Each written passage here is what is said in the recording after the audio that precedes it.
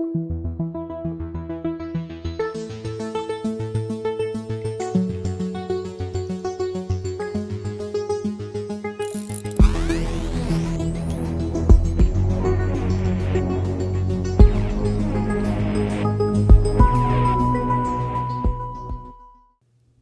was reading something at NPR over the weekend about how this disinformation and conspiracy theories and madness and insanity is fueling the white evangelical Christian movement. Now, it's what I refer to as the Christian fascists. And I know I bring this up on a regular basis, but I bring it up because I see it as a domestic terrorism threat in this country that is just far surpasses anything that we're facing right now. Part of the violence and death and destruction that occurred on January 6th is directly tied to the Christian fascist movement. These people are serious. And they're using their religion as a sewer of sickness and disinformation, lies, conspiracy theories, to fuel the movement. That's what this article I found, NPR, is all about. And they use as an example a guy named Jared Stacy. Until this past November, he was a youth minister at the Spotswood Baptist Church in Fredericksburg, Virginia. He's not there anymore. He'd been there for 4 years, and Stacy found himself increasingly up against an invisible, what he called a powerful force taking hold of members of his congregation. Satan? Would that it were so simple to some of these religious nutcases. No, not Satan. Conspiracy theories, disinformation, lies. Now, some Christian fundamentalists may say, well, Malloy, you're describing Satan. Okay, fair enough. Anyway, Jared Stacy has seen the real consequences of these lies build up over the years that he was still with the Spotswood Baptist Church. And he says that what he has witnessed, in his words, has tainted the name of his faith. He said, he told NPR, quote, "If Christians in America are serious about helping people see Jesus and what he's about and what he claims, then the label evangelical is a distraction now because it bears, unfortunately, the weight of violence." He added, "I would not use that term because of its association with January 6th. Okay? There you have it. Now, the Spotswood Baptist Church in Fredericksburg, Virginia, although I've never been there, most assuredly is part of the Southern Baptist Convention, which is one of the largest Protestant, if not the largest Protestant denominations in the United States. And as you know, the Southern Baptist Convention was formed as a reaction to the death of Jim Crow and the beginning of racial equality in this country, or at least the illusion of racial equality. And the Baptists said, oh, no, we're not going to hang out with those black people. We'll form our own white worship of God and Jesus. How's that strike you? Now, you know all that. So anyway, on January 6th, of course, was the day the Capitol was attacked and invaded by this violent mob driven by what we've all come to know now as the big lie. This is what the Nazis talked about. This is what Hitler talked about in Mein Kampf, his book that was pretty much, I've come to discover, ghostwritten by somebody else. But the big lie, you take the most enormous lie you can come up with. In Germany, it was the lies against the Jews. In this country, it has been the lies centered around the deep state and the fact that the election was stolen from what so many of these evangelicals see as the God-delivered Messiah, Donald Trump, that the election had been stolen from him. And that big lie has been repeated by Trump and by the filth around him, including his filthy family, so many times that it's now being accepted, which is what in Nazi theory, that's how you put the big lie into people's heads. You just kept repeating it and repeating it and repeating it. And you made sure that the big lie was exactly that. Huge. So big that it almost seemed preposterous. But when the leadership repeats it over and over and over again, the gullible start to swallow it, eat it, drink it, believe it. And the lie is so powerful, that big lie, that a recent survey by the conservative American Enterprise Institute shows that 3 in 5 white evangelicals, 60% of white Christian evangelicals, say Biden was not legitimately elected. I mean, that number in itself is just staggering. 60% of white Christians in this country, white evangelicals, say Biden is not the elected, legitimately elected president of the United States. That is the power of the big lie, especially when the big lie is being delivered every Sunday from pulpits of thousands of churches across the United States.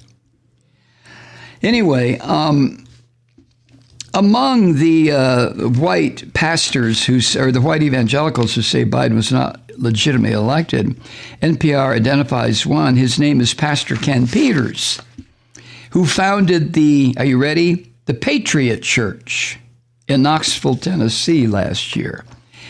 And this asshole told NPR, quote, "I believe that right now we have an illegitimate president in the White House, and he was not elected by the people.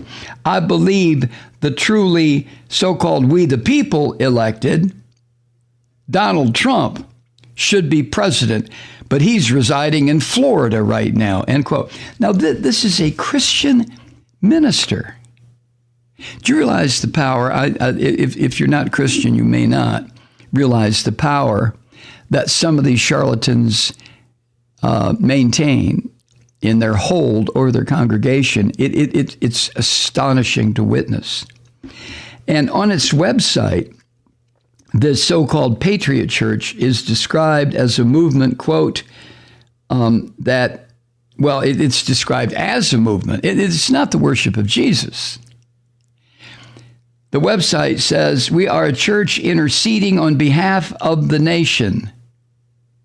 Now, that movement has a name. It's called Christian nationalism. I call it Christian fascism. And some conservative evangelical circles have included and spread the kinds of conspiracy theories, a number of which have led to violence for years. It's not, Christians to me have always had this psychotic persecution complex. The days of being tossed to the lions, you dumb shits, was over 2,000 years ago, 15, 18, 2000, 1900. I can't believe I'm talking this shit again. But this paranoid feeling that so many Christians have has now turned into an aggressive violence. In other words, if you're not going to believe what I believe, I will destroy you.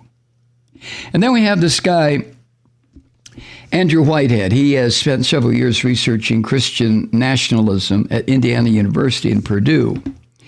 And at Indiana University, at Purdue University in Indianapolis, Anyway, Whitehead describes this belief as the belief that America is a Christian nation, one that should privilege white, native-born, conservative Christians.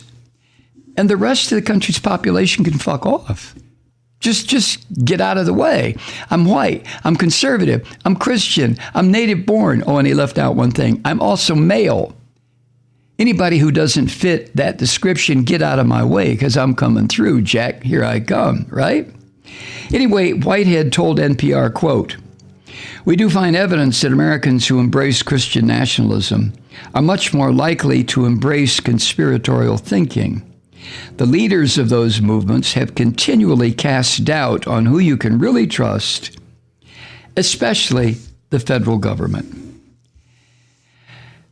You know, I've been saying for months, if not years, that evangelical Christianity, this religious fascist bullshit, and democracy cannot coexist.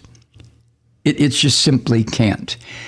And an effort has been made by politicians over the past 40 or 50 years when this bullshit started to really spread, metastasize, and eat away at the fabric of democracy.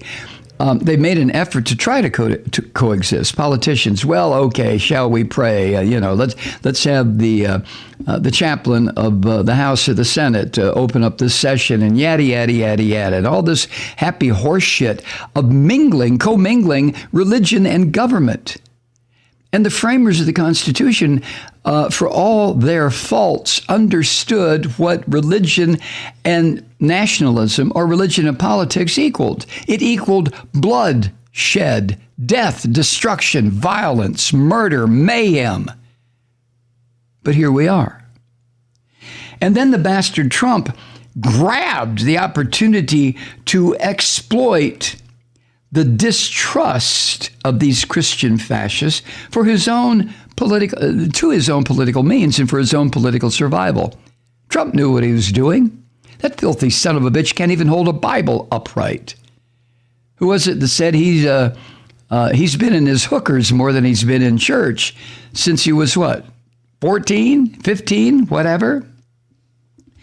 But somehow Trump made himself and convinced these Christian nationalists that he was a champion for evangelical social issues. And of course, at the top of that list was abortion. Trump was always pro-abortion. Now, I maintain that people who are insistent on a woman's right to privacy are not pro-abortion. Nobody's pro-abortion. I think anyone who believes a woman has a right to the privacy of her own body and her own reproductive system should just stay the fuck out of it. I mean, it's not the business of anybody but the women involved. But even women who support a woman's right to privacy are not pro-abortion. They don't run around saying, "Ooh, let's see how many fetuses we can avoid today." But that is the bullshit that has been put out there by the anti-women's privacy group of Christian evangelicals, these Christian fascists. And Trump won the confidence of these assholes, and with it, their blind loyalty. And if any man in the United States was ever in favor of a woman's right to sweep from her womb anything that he might have deposited there, it would be Trump. Trump never wanted to stand in the way of abortion. Think of how many lawsuits he avoided, how many paternity suits. Oh, my God. Hi, Truth Seekers. Mike Malloy here. As you know, we've switched formats and are now broadcast exclusively on the Progressive Voices Network. So that means you get fewer program interruptions, no corporate commercials, and lots of profanity. But our format change also means some of our radio listeners no longer hear the program. It's been a while since I mentioned our podcasts, so you may have forgotten that there is a way to listen to this program anytime you need a good dose of screaming. Visit MikeMalloy.com and subscribe to our podcast. As a podcast subscriber, you can download the program to your mobile device and take me with you wherever you go. And if you have a friend who needs a dose of truth-seeking, you can give a gift subscription as well. That's MikeMalloy.com, and never miss a minute of the uncensored fun and frivolity.